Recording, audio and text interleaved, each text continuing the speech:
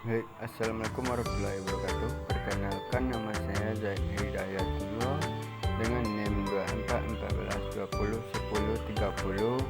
Saya kelas 1A keperawatan. Dan materi selanjutnya ada 8 materi. Yang pertama sistem persarafan, 2 sistem endokrin dan hematologi, 3 sistem reproduksi, 4 sistem perekonomian, 5 sistem pernapasan, 6 sistem muskuloskeletal, 7 sistem integumen dan pencernaan, 8 sistem kardiovaskular. Baik, saya akan membacakan sistem persarafan. Sistem persarafan adalah sistem yang mengatur dan mengkoordinasikan fungsi tubuh melalui transmisi sinyal elektrik.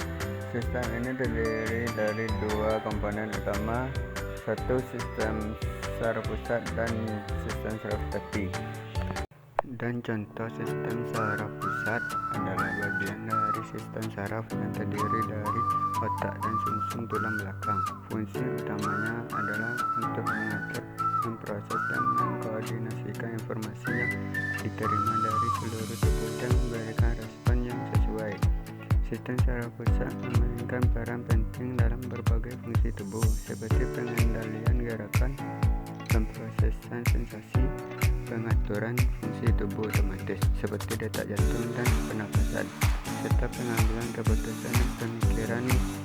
Dan selanjutnya sistem saraf tepi adalah bagian dari sistem saraf yang terdiri dari saraf-saraf di luar otak dan sumsum tulang belakang.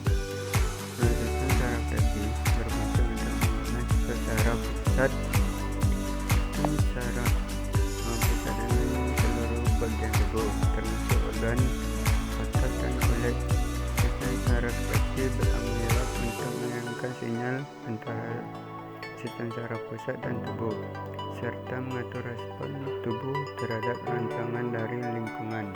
Materi yang kedua, sistem endokrin dan hematologi. Yang pertama, sistem endokrin adalah sistem kelenjar yang mengatur berbagai fungsi tubuh.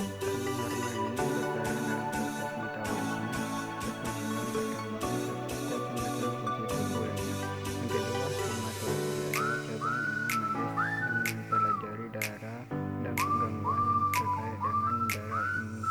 Ini mencakup sel-sel darah seperti sel darah merah, sel darah putih, dan trombosit, pembekuan darah, serta penyakit darah.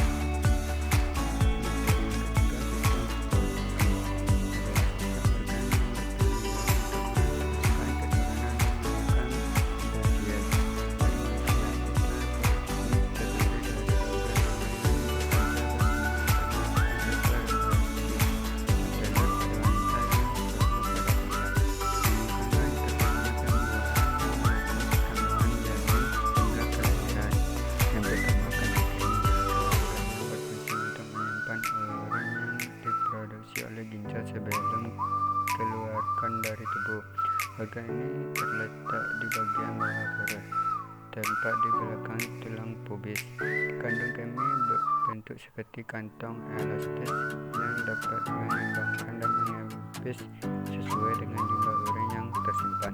Yang kedua, kelenjar prostat adalah sebuah kelenjar kecil yang berada di bawah kandung kemih pada pria, mengelilingi bagian awal dari uretra. Seluruhnya membawa urin dari kandung kemih keluar tubuh. Kelenjar ini memiliki fungsi penting dalam sistem reproduksi pria, yaitu menghasilkan cairan yang menyuburkan dan melindungi sperma serta membantu dalam proses ejakulasi. Dan yang ketiga, uretra adalah saluran yang berfungsi untuk mengalirkan urin dari kandung kemih keluar tubuh. Pada pria, uretra juga berfungsi sebagai saluran untuk mengeluarkan sperma saat ejakulasi. Uretra terletak di bagian bawah tubuh dan memiliki panjang serta fungsi yang berbeda antara pria dan wanita. Dan yang keempat, uretra adalah saluran panjang yang berfungsi untuk mengangkut sperma dari epididymis, tempat pemantangan sperma, ke uretra saat ejakulasi. Pans Deveras merupakan bagian penting dari sistem reproduksi pria dan berperan dalam proses pengaliran sperma ke luar tubuh saat hubungan seksual. seksual. Kelima, testis adalah organ reproduksi pria yang berfungsi untuk menghasilkan sperma dan hormon seks pria, terutama testosteron. Testis berpasangan terletak di dalam kantung skrotum yang berada di bawah penis dan berfungsi untuk menjaga suhu testis agar tetap sedikit lebih rendah daripada suhu tubuh yang penting untuk produksi sperma yang optimal. Juga skrotum adalah kantung kulit yang terletak di dalam tubuh di bawah penis dan berfungsi untuk melindungi testis. Skrotum memiliki peran penting dalam menjaga suhu testis agar tetap optimal untuk produksi sperma dan fungsi reproduksi pria. Gelas penis memiliki bentuk bulat dan lebih sensitif karena mengandung banyak ujung saraf yang berperan penting dalam merasakan rangsangan seksual. Gelas penis dilindungi oleh lapisan kulit yang disebut kuluk atau prepucium pada pria yang belum disunat. Kuluk ini dapat ditarik untuk mengungkapkan gelas. Dan yang terakhir, lubang penis yang juga dikenal sebagai meatus urinarius adalah pembukaan kecil yang terletak di ujung kepala penis. Gelas penis meatus urinarius adalah saluran yang memungkinkan keluarnya urin dari tubuh selama proses buang air kecil serta semen dan sperma selama ejakulasi. Dan selanjutnya, sistem perkemihan. Sistem perkemihan adalah sistem dalam tubuh yang bertugas untuk menghasilkan, menyaring, dan mengeluarkan urin dari tubuh. Fungsi utama sistem perkemihan adalah untuk mengatur keseimbangan elektrolit dan asam basa tubuh serta membuang limbah metabolisme yang berbahaya. Contohnya yaitu kelenjar suprarenal kanan, ginjal kanan, ginjal kiri, hilum renalit, ureter, kandung kemih, uretra. Selanjutnya, sistem pernapasan adalah sistem tubuh yang bertanggung jawab untuk pertukaran gas antara tubuh dan lingkungan luar, khususnya oksigen O2 dan karbon dioksida CO2. Fungsi utamanya adalah memastikan tubuh menerima oksigen yang diperlukan untuk metabolisme saluran dan mengeluarkan karbon dioksida yang akan oleh proses metabolisme tubuh. Rongga hidung sistem pernapasan dengan menyaring, menghangatkan dan melembabkan udara yang kita hirup, serta memberikan kemampuan untuk mencium bau dan berperan resonansi suara. Rongga mulut berperan sangat penting dalam pencernaan, berbicara, serta merasakan makanan dan menjaga kesehatan tubuh secara keseluruhan. Faring adalah bagian penting dari sistem pencernaan dan pernapasan yang berfungsi sebagai penghubung antara organ mulut, hidung, laring, dan esofagus. Faring memfasilitasi pernapasan, penelan makanan, berbicara, serta berperan dalam perlindungan tubuh terhadap patogen. Gangguan pada faring seperti faringitis atau obstruksi dapat memengaruhi kesehatan pernapasan dan pencernaan. Laring berfungsi sebagai penghubung antara faring dan trankea, memainkan peran penting dalam berbicara, melindungi saluran pernapasan, dan mengatur aliran udara. Gangguan pada laring dapat mengaruhi kemampuan berbicara dan bernapas, sehingga memerlukan perhatian medis yang tepat. Trakea adalah tabung yang berfungsi sebagai saluran utama untuk mengalirkan udara dari laring ke paru-paru, dengan cincin kartilago yang memberikan dukungan struktural dan lapisan mukosa yang melindungi saluran pernapasan. Trakea membantu menjaga udara tetap bersih dan mencegah infeksi.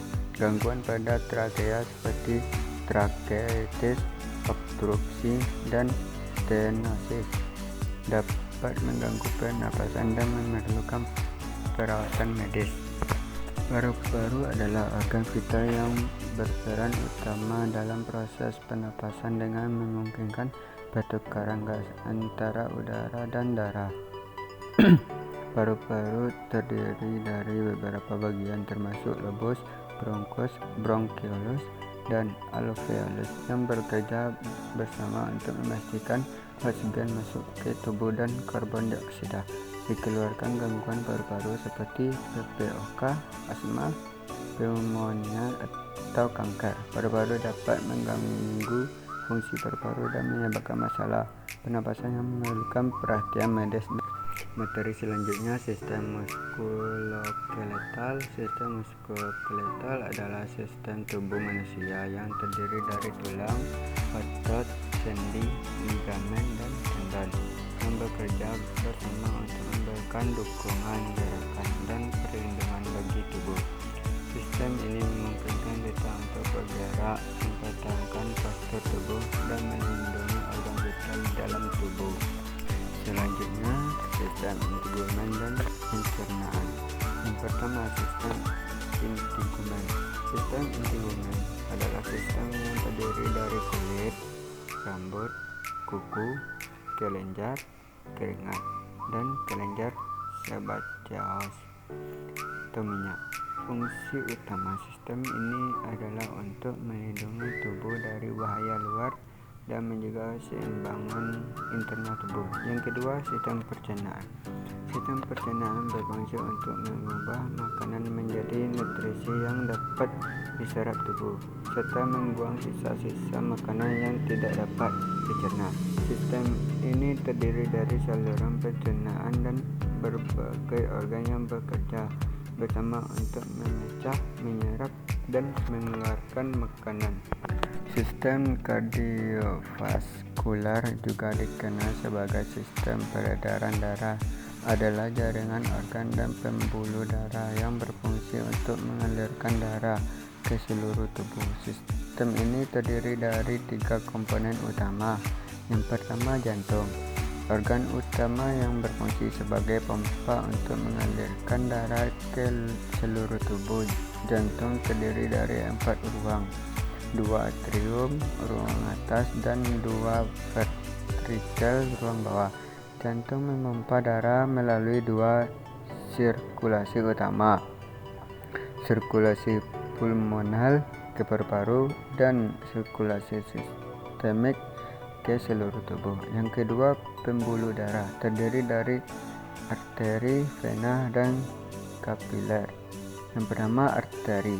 Pembuluh darah yang membawa darah kaya oksigen dari jantung ke seluruh tubuh. Contoh utama dari arteri koronaria, arteri pulmonalis, dan aorta. Yang kedua, vena. Pembuluh darah yang membawa darah yang kekurangan oksigen kembali ke jantung. Contoh utama adalah vena cava dan vena pulmonalis. Yang ketiga, kapiler. Pembuluh darah kecil yang menghubungkan arteri dan vena, tempat pertukaran oksigen, karbon dioksida, dan nutrisi dengan sel-sel tubuh. Contoh yang ketiga, darah. Cairan yang membawa oksigen, nutrisi, dan hormon ke seluruh tubuh serta mengangkut limbah seperti karbon dioksida untuk dibuang. Darah terdiri dari plasma, sel darah merah, sel darah putih, dan trombosit. Fungsi utama sistem kardiovaskular adalah untuk mengedarkan oksigen dan nutrisi ke sel-sel tubuh, mengangkat karbon dioksida dan produk sampingan lainnya, menjaga keseimbangan cairan tubuh, membantu dalam pengaturan suhu tubuh dan pH darah, mempertahankan tekanan darah, dan memastikan aliran darah yang efisien. Sistem ini sangat penting bagi kelangsungan hidup karena hampir semua proses metabolik tubuh bergantung pada pasokan darah yang sehat.